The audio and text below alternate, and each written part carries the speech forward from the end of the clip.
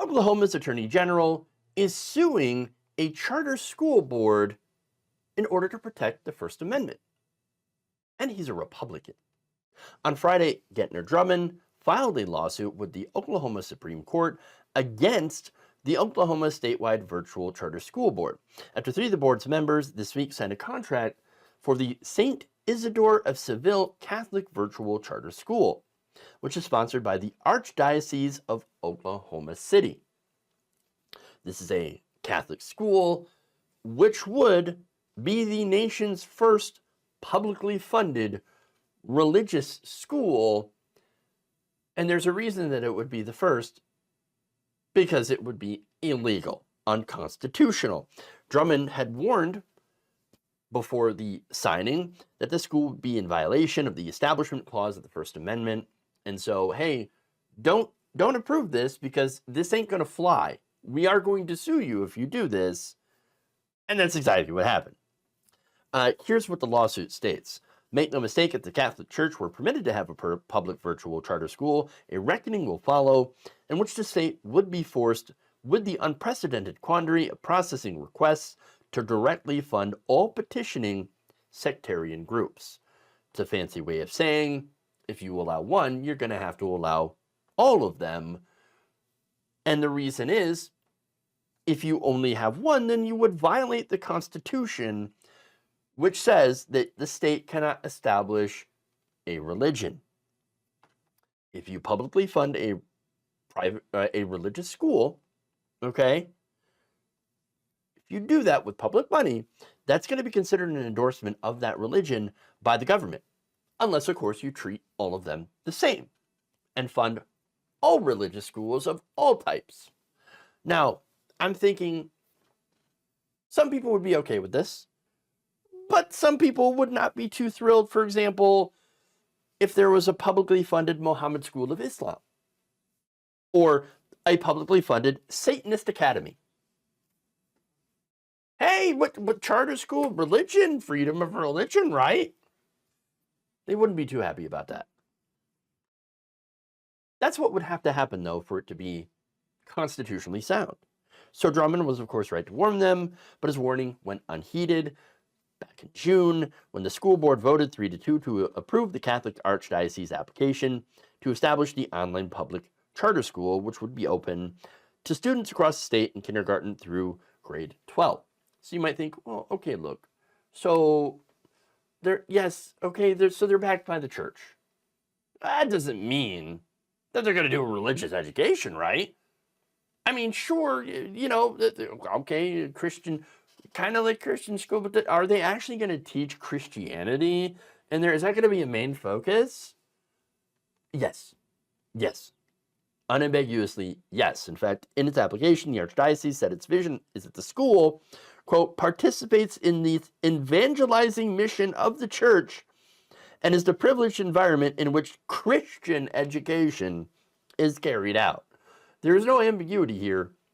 They're quite clearly saying, we're basically going to be like a church. Oh, great.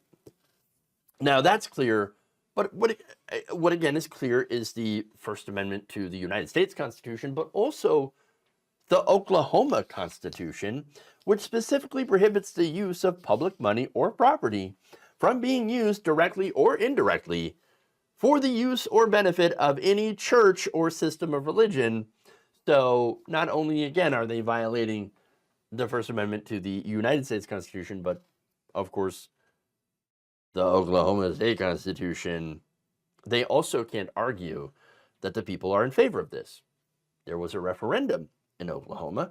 Nearly 60% of Oklahoma voters rejected a proposal back in 2016 to remove that language from the Constitution. So it's very clear this is both unconstitutional, both federally and statewide, and it's also unwelcome by the people. They don't want this. In fact, you had a group of Oklahoma parents, faith leaders, and a public education nonprofit, which is a charter school nonprofit, that have already filed a lawsuit in district court in July seeking to stop St. Isidore from operating as a charter school in Oklahoma. That case is currently pending. But that's not stopping Republican governors like Oklahoma's Kevin Stitt who earlier this year signed a bill that would give parents public funds to send their children to private schools, including private religious schools. He criticized Drummond's lawsuit as a political stunt, saying, quote, A.G. Drummond seems to lack any firm grasp on the constitutional principle of religious freedom and masks his disdain for the Catholics' pursuit by obsessing over non-existent schools that don't neatly align with his religious preference. Wait a minute, but this is a school. Is he saying because it's a virtual school, that it's mainly online, that it's not a real school? Ridiculous argument. But here's the thing. Kevin Stitt does not grasp the Constitution at all. Religious freedom prevents the government from outlawing your religion or your ability to practice your religion. Or I should say and/or. That's what religious freedom allows you to do. Religious freedom does not allow you to use public money from the people, taxpayer funds, to spread one particular religion, because that would be the establishment would favor one religion over the other.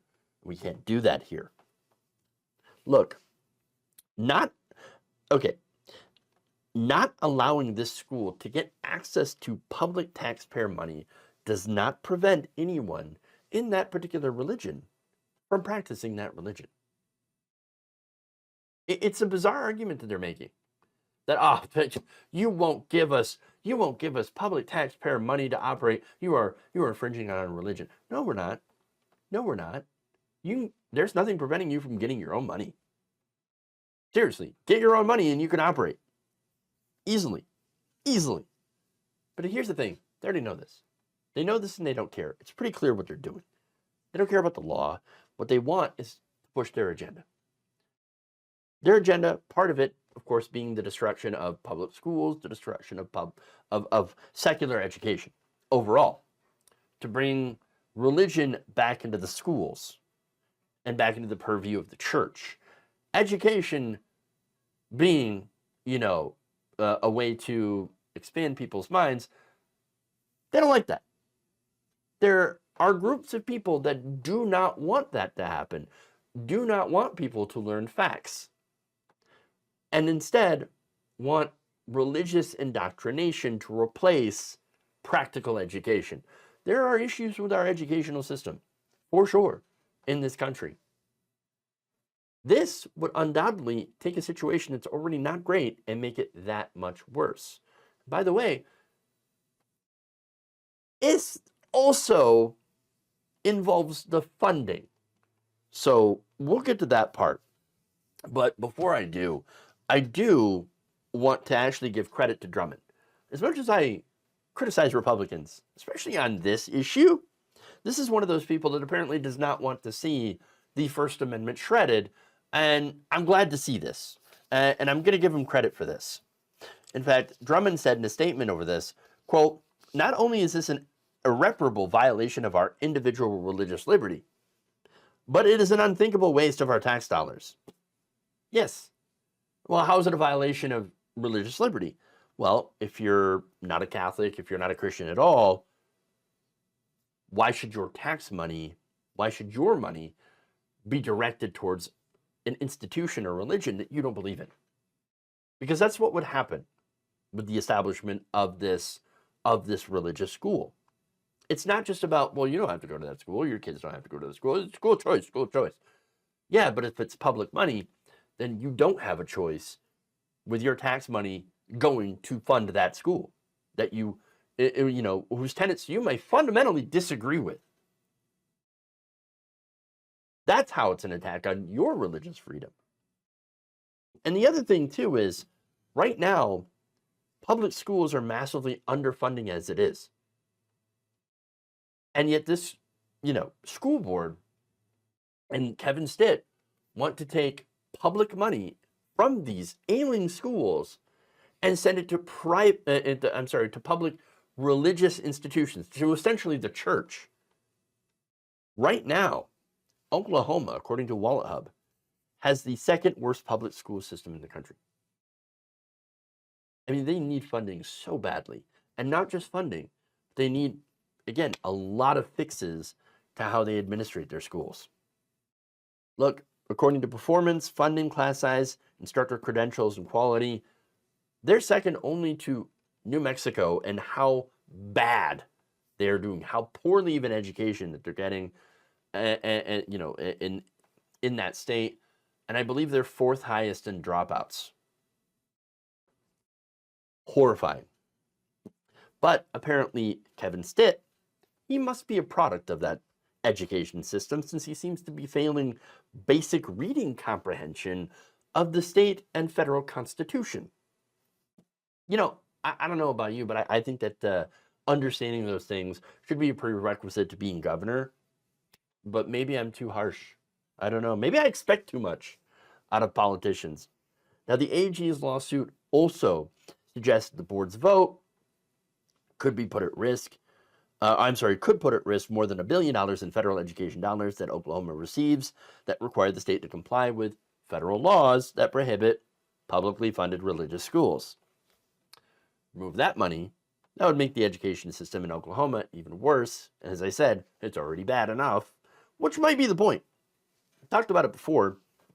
There's a lot of fundamentalists, far-right people who want to destroy public education, public schools, and to keep education and quality education only available for people who are wealthy.